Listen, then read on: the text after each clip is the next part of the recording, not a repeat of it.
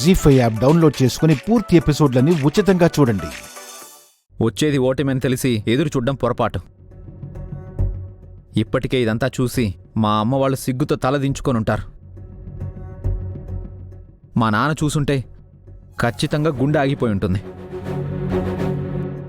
భర్తగా తను చేస్తుంది నీకు నచ్చకపోయినా ఒక మామగారుగా తన కోడలి ఆశని గుర్తించి తనని వెన్ను తట్టి డ్యాన్స్ స్కూల్కి పంపించింది మీ నాన్నగారే.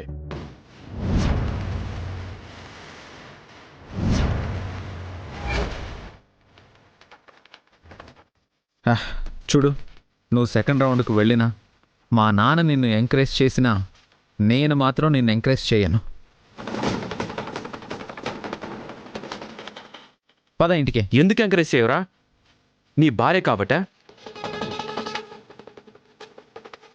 నా ఇన్స్టిట్యూట్లో ఒక లావుపాట అమ్మాయి డాన్స్ నేర్చుకోవడానికి చేరిందిరా అంటే నువ్వేమన్నావు?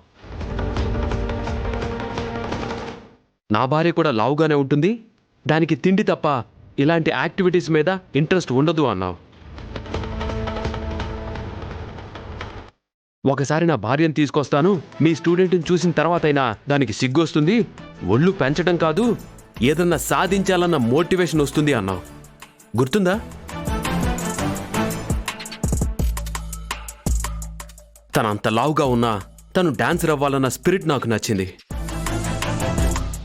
తనని కలవాలి అన్నావు, ఆల్ ద బెస్ట్ చెప్పాలి అన్నావు.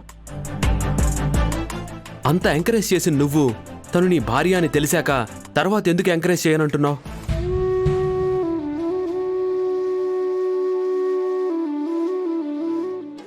నేను డాన్స్ కాంపిటీషన్లో పార్టిసిపేట్ చేస్తున్నానని మీకు చెప్పకపోవడం తప్పేనండి. దానికి కారణం దాచిపెట్టాలని కాదు, చెప్పగానే మీరు ఎలా రియాక్ట్ అవుతారో పక్కన పెడితే అత్తయ్యలు వద్దు అంటారు, ఎదిరిస్తే తప్పు నాదంటారు. బయట అందరి దృష్టిలో నేను లావుగా ఉంటాను, దేనికి పనికి రాను అనే ఫీలింగ్. ఆ ఫీలింగ్ మీకు కలగకూడదు అంటే నేను ఏదో ఒకటి సాధించాలి. అందుకే ఈ అవకాశాన్ని అందిపుచ్చుకోవాలి అనుకుంటున్నాను.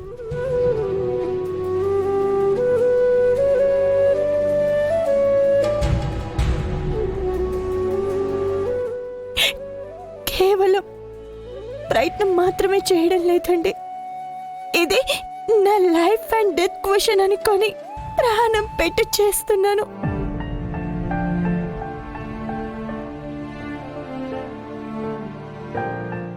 ఒకవేళ లావుగా ఉన్న నీలాంటి వాళ్ళు డాన్స్ చేయకూడదు, కళల జోలికి రాకూడదు అంటారా?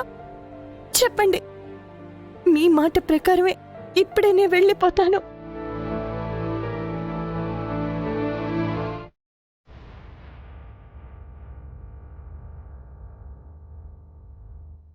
ఆగు.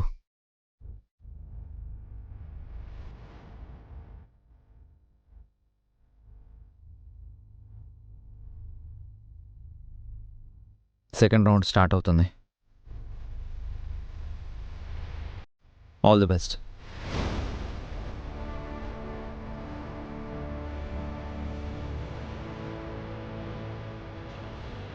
థ్యాంక్ యూ అండి, థ్యాంక్ యూ సో మచ్.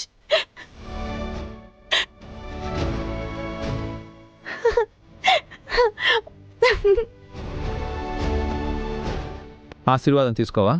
అయ్యో సారీ అండి, సారీ, నన్ను ఆశీర్వదించండి.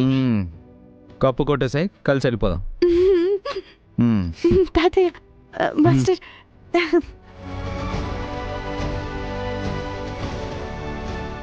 జీ5 యాప్ డౌన్లోడ్ చేసి అన్ని ఎపిసోడ్స్ పూర్తి ఉచితంగా చూడండి.